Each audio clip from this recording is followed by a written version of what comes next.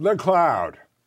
Lots of companies have moved to it in the last 2 years.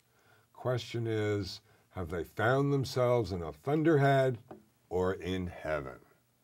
Our guest today has seen these transformations up close and personal and has some useful tips for you. Welcome to Firing Line. I'm Bill Kutik. David Ludlow spent 12 years in charge of SAP's large on-premise HRMS and talking to lots of end users.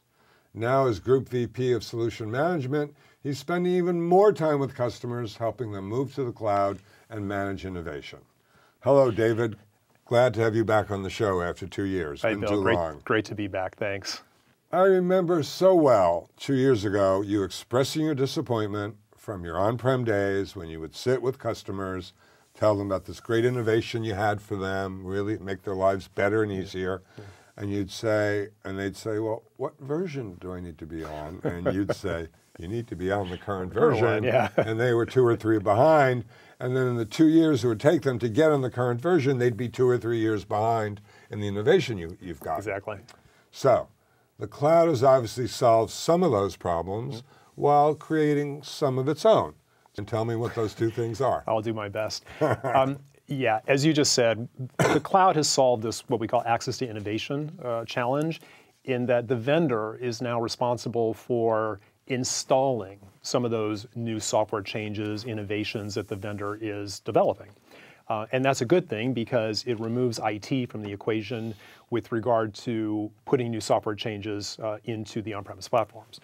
So line of business now enjoys much faster access to innovation. And it is mostly technical stuff, though. Correct? Exactly. It's the technical stuff. So it's the application of the software changes. Right. What doesn't, or what hasn't gotten solved, is the implementation factor. There's a difference between installation and implementation. A couple months ago, I was talking with a customer, and they were mentioning that there were some enhancements that they wanted to see in the solution when we were going to deliver them.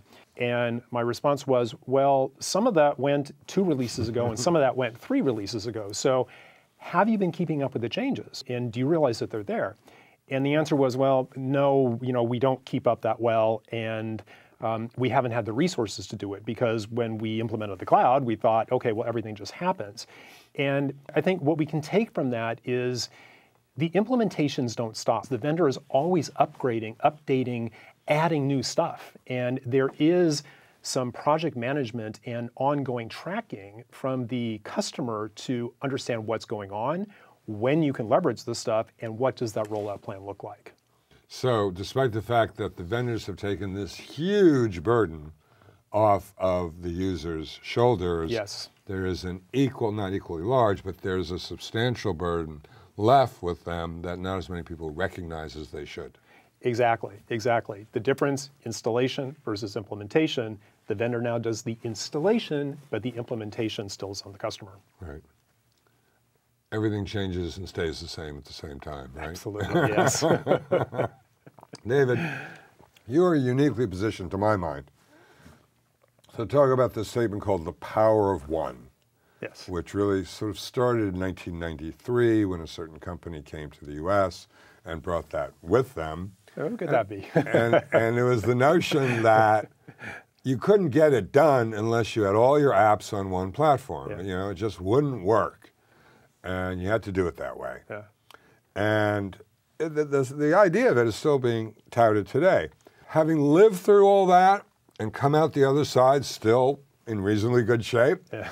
Tell me why you think this is actually particularly wrong-headed for 2017, the power of one.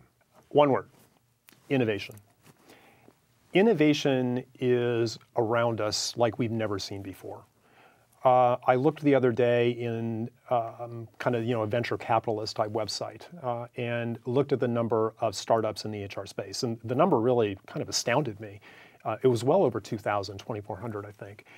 That is a lot of innovation and a lot of potential ideas that organizations can leverage to do HR better, to do HR differently, and really rethink some of the things they do.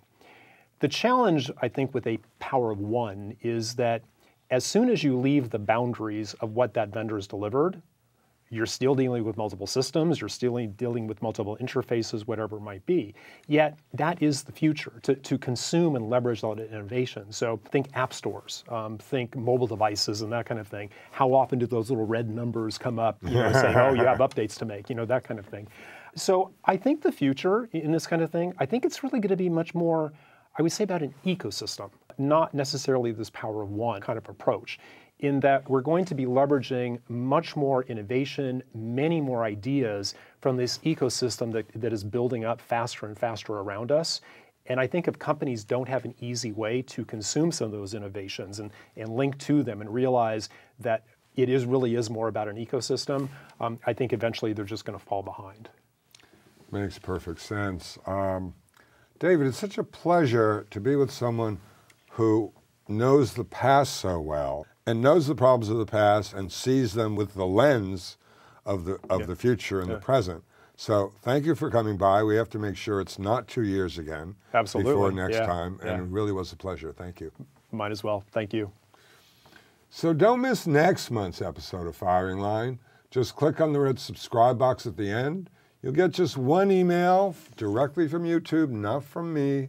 When the next program is posted, write your comments on this YouTube page, go to our Facebook page, or send me an old-fashioned email. I love getting long emails. I write them all the time, as David knows, to bill@kutik.com. We want to hear from you, and we want to know what you're thinking.